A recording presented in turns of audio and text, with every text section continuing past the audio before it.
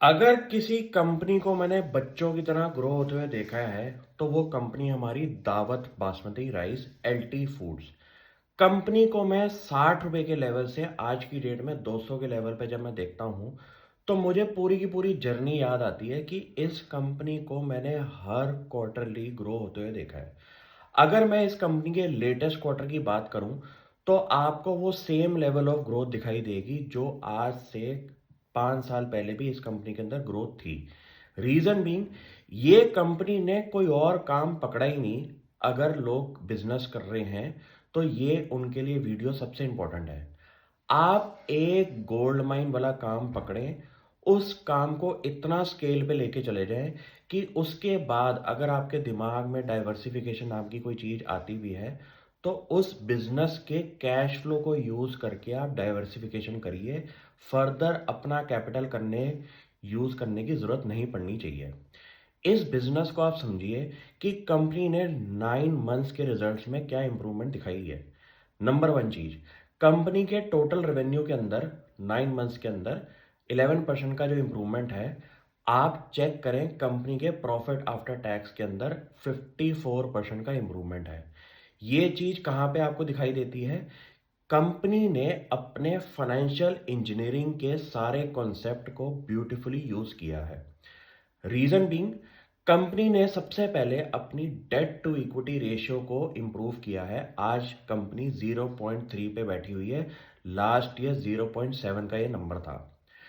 Company ने अपने price increase को यूज करके जो प्रोडक्ट वो बेच रहे हैं बासमती राइस, उसका सारा का सारा कैपिटल यूज करके कंपनी ने अपना डेट रिड्यूस किया है। प्लस कंपनी के एबिटा मार्जिन के अंदर भी आप नोटिस करेंगे कि इंप्रूवमेंट है लास्ट ईयर के कंपैरिजन में। पैट मार्जिन कंपनी का 7% से ऊपर का आज की डेट में आ चुका है। एफएमसीजी कंपनी के अंदर ये मार्जिन पॉसिबल करना बहुत मुश्किल होता है। एक ब्रांड बना के ही आप ये चीजें कर सकते हैं। प्लस कंपनी ने जो सबसे बढ़िया टर्न अराउंड खेला वो ये खेला कि कंपनी ने हर कुछ टाइम पीरियड के बाद छोटे छोटे ब्रांड्स को कंसोलिडेट करके अपने आप को कंसोलिडेशन फेस करी पूरी बासमती इंडस्ट्री के अंदर। यहाँ पे कंपनी ने इतना बढ़िया लेवल पे अपना डिस्ट्रीब्यूशन प्ले खेला और अपने आप को प्रूव कर दिया मार्केट के अंदर कि इंडिया के अंदर अगर आप बासमती राइस के बारे में बात कर रहे हैं तो सबके दिल और दिमाग में दावत बासमती राइस होना बहुत ज़रूरी है। इस स्ट्रेटेजी को कंपनी ने प्ले करने के लिए इंडिया के दिग्गज सेलिब्रिटी हमारे अमिताभ बच्चन जी को यूज़ किया।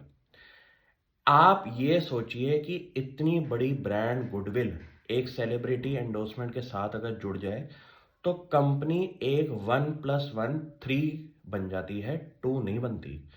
प्लस कंपनी ने जो छोटे न्यू बिजनेसेस शुरू करे उसके अंदर कंपनी का फोकस था इन ऑर्गेनिक सेक्टर के अंदर, जहां पे आपको हेल्दी फूड्स के डाइवर्सिफिकेशन मार के कंपनी ने अपने आप को प्रूव किया। ये बिजनेस अगर हमारे नहीं भी चले तो जो बासमती राइस का कैश फ्लो है वो इन चीजों को कवर करेगा अगले कुछ साल के टाइम पीरियड में। इसके आफ्टर इफेक्ट्स कंपनी की पूरी फाइनेंशियल रेशियोज में दिखाई दे रहे हैं कि कंपनी का रिटर्न ऑन कैपिटल एम्प्लॉयड आज की डेट में 20% क्रॉस हो चुका है, जो लास्ट ईयर था सिर्फ 16% के नंबर पे। ये सारे के सारे डेटा पॉइंट्स को चेक करके आप कंपनी पे क्वेश्चन ही नहीं कर सकते कि ये स्टॉक आज ऑल टाइम हाई पे है, हमें इस स्टॉक से डिस्टेंस रखना चाहिए। मार्केट में सबसे बड़ी प्रॉब्लम यह है कि लोग अच्छी कंपनी में प्रॉफिट बुकिंग करते हैं कि यार हमने तो पैसे कमा लिया, आज हम निकल जाते हैं, नेक्स्ट कंपनी पकड़ेंगे। ऐसा गलती कभी ना करिए जो कंपनी ग्रो हो रही है। ग्रोथ वाली कंपनी अगर आज की डेट में 3 गुना की रिटर्न लेके बैठी हुई है पिछले 5 साल के टाइम पीरियड में, आप ना टिप्पणी देना बंद कर दीजिए। ये कंपनी 30 गुना भी बढ़ जाएगी ना तब भी आप क्वेश्चन करेंगे कि अब ये कंपनी गिरेगी क्यों। सबसे बड़ी बात है लोगों के दिल और दिमाग में कि आप फाइनेंशियल स्टेटमेंट्स को देखते ही नहीं है और शेयर प्राइस पर टिप्पणी देना शुरू कर देते हैं। जो कंपनी हर क्वार्टर पे आपको पिछले साल के कंपैरिजन पे ग्रोथ दिखाई दे रही है, कंपनी की रेशियोज बढ़ रही हैं, कंपनी के प्रॉफिट्स बढ़ रहे हैं, कंपनी के पैट मार्जिन बढ़ रहे हैं, उस कंपनी पे आप क्वेश्चन कैसे कर सकते हैं कि इसमें हम प्रॉफिट बुक शुरू करें? आप हिसाब भी नहीं लगा सकते। कंसोलिडेशन करने के बाद ब्रांडेड सेक्टर के अंदर एक ऐसा स्केल आप पकड़ लेते हैं डिस्ट्रीब्यूशन के अंदर कि आपके डिस्ट्रीब्यूशन पार्टनर्स आपके प्रोडक्ट को अपने शेल्फ पे रखना चाहते हैं, क्योंकि कस्टमर की डिमांड अगर शुरू हो जाए ना एक सेक्टर के अंदर एक ब्रांड को लेके, उस कंपनी को कोई नहीं रोक सकता आगे बढ़ने से।